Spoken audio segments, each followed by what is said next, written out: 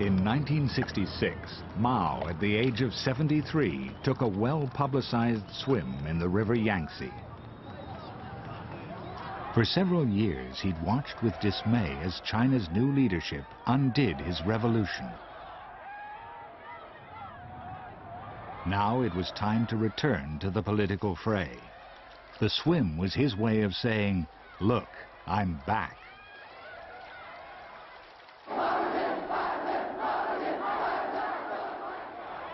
Later that year, he invited hundreds of thousands of school children and students to a series of enormous rallies in Beijing.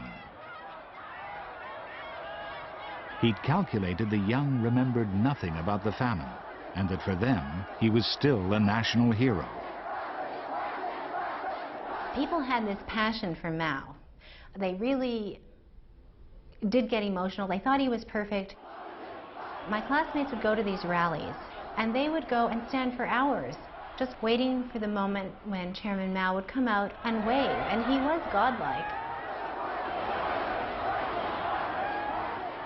Mao's thoughts, published in the early 1960s in a little red book, sent a wave of hysteria through China's young.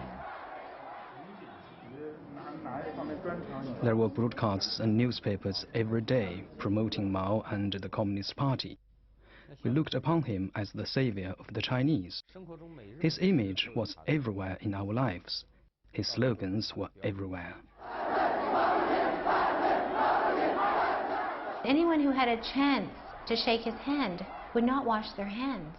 They would not wash their hands for weeks. And everybody else would want to touch their hand, because this was the hand that touched Chairman Mao's. Mao was convinced the country's moderate leadership was reintroducing capitalism.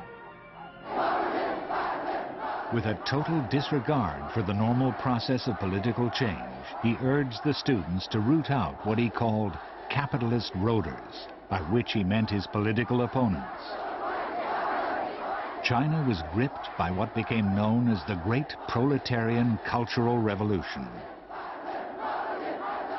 Mao was a very purposeful manipulator of the political process. He was creating chaos very, very purposefully as a way of getting control of the party. He was not crazy. He understood that what he was doing in creating these conflicts was weakening his opposition so that he could reestablish his own authority, his own control. Chaos spread through China like a whirlwind as Mao's Red Guards set about purging political moderates. Many of his victims were his traditional enemies, the intellectuals.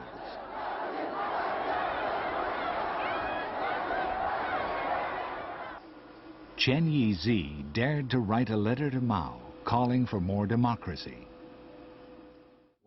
I was taken over 100 times to be denounced. I was beaten insensible 3 times. I was so exhausted, I could easily have died. And in fact, I didn't want to live. 4 members of my family were killed because I was accused of being a counter-revolutionary.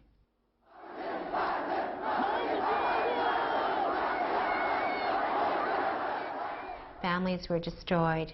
Parents were pulled away from their children. In my husband's office, they were actually torturing people to death.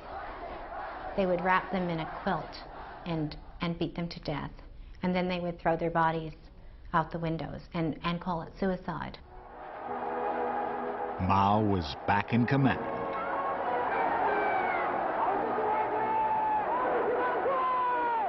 At a rally of the Communist Party in 1969, he received a hysterical welcome from his supporters.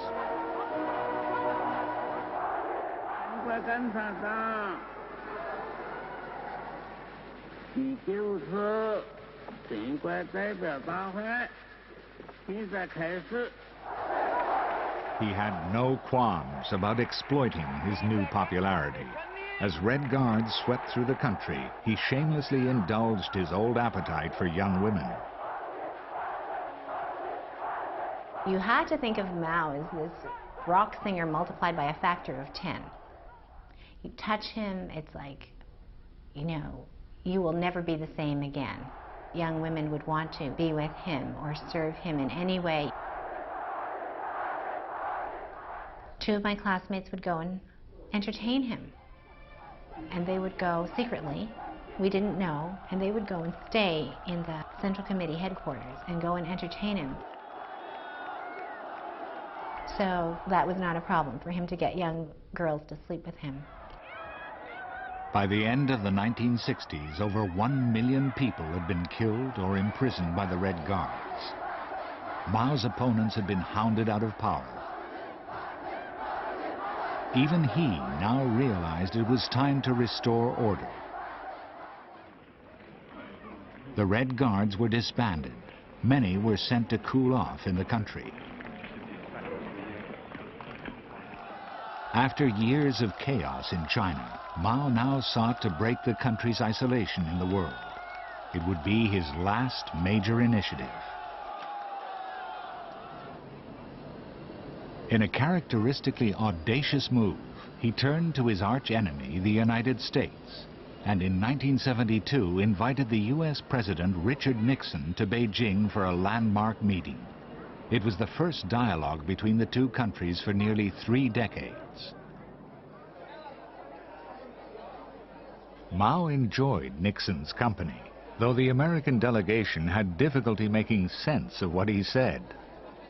Occasionally Mao would make some comment that you really never could grasp a hold of. It was too Delphic, and we didn't know enough about the context that he was speaking to be able to interpret what he meant. But the Chinese were in the same situation. I mean, they were on shaky ground themselves, and they were probably a bit panicky that they would misinterpret Mao and get into hot water, get on his wrong side. It was the beginning of China's re-emergence into the world, but Mao's health was deteriorating, and he would never live to see the benefits of his diplomacy.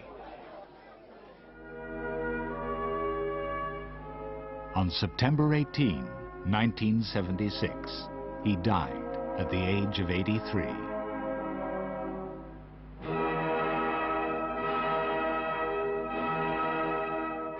China was devastated. And today the Chinese people are still coming to terms with his legacy. His misjudgments led to the death of tens of millions of people. Looking at him this way, he was a great historical criminal, but he was also a great force for good.